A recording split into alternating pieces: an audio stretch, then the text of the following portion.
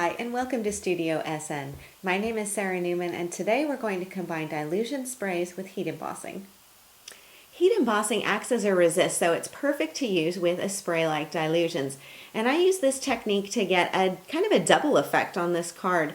So this top portion here is a piece of book paper that has been stamped and heat embossed with a honeycomb pattern.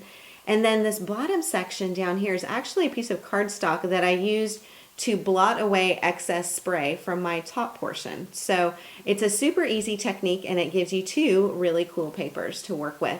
So let me show you how easy it is to do. First I'm going to bring in my book paper, and this is just a sheet that I tore out of a paperback novel. And then I stamped and I heat embossed this honeycomb design. And the stamp that I used, get ready for this, it's huge. It's a 5 3/4 inch square stamp, and this is from Impression Obsession. This is one of their cover a card stamps.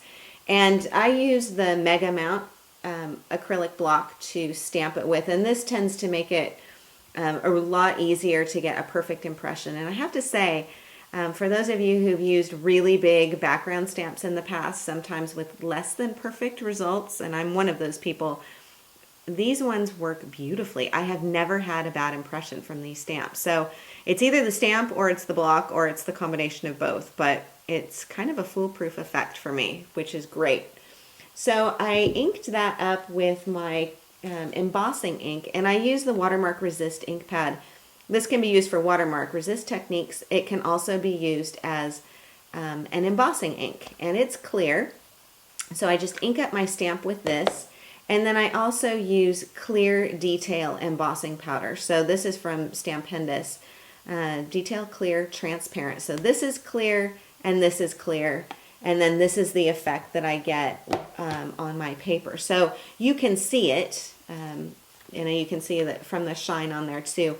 It does turn the paper a little bit darker in the areas where it's embossed, which is really cool. You can also do this technique with a colored embossing powder too. So then I need to spray my paper, and to do that I need to cover up my work surface, and I usually have craft sheets all over the place so that I protect my table. And then I also have, as you can see, a well-used repurposed cardboard box that I also use. And this is basically so I can lift it off and let it go sit to dry somewhere other than my table. So I'm just going to put my book paper down on here. And the Dylusions color that I'm using is Calypso Teal. I love this color. I love the Dylusions because the color is so rich, it is so vibrant, and it's so pretty. The color line, the colors that she has chosen for her line are just stunning colors, and the Calypso Teal is one of my favorite. So when you get ready to spray, I generally don't spray face down. I come in from an angle, and remember, you can always add more color. You kind of can't take it away. So you do need to keep that in mind when you're spraying. Spray at an angle from a couple of inches away. So you can already see how some of that color is being resisted by the background paper. Now you've got some excess color on here, and you can blot this with paper towel. You can blot it with a paper napkin. I'm going to take a piece of cardstock, just plain white cardstock, and come in and blot it with this. Because then when I lift this off, I will have a mirror image. So I actually have two pieces of paper that I can play with. So I have the embossed design, and then I have the reverse design too. So I just need to let this dry, or I can zap it with a heat gun. This is pretty much dry and ready to use as it is. So that's how easy it is to spray. Let me bring back in my finished card and show you.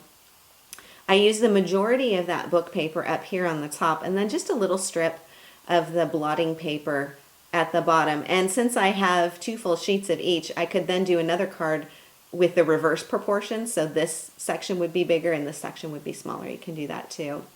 The stamped quote on here, this is a penny black stamp, and it's one I've had for several years, and I just love the stamp sentiment. So I use that with this, and I've matted it onto teal to coordinate with the spray, and then also using navy blue. And it may look black on your screen, but this matting paper and then this one right here is actually navy blue. I love teal and navy together. I think it's a really pretty combination. And then my accent color is metallic gold. So I have 3 gold brads here, and then also a little piece of metallic gold cord that's been wrapped around there. So this is how you can combine heat embossing designs with dilution spray and get 2 very cool patterns to play with. I hope you enjoyed today's segment. Thanks so much for watching. For more inspiration, please do stop by my website at saranaumann.com. Thanks again, and I will see you next time.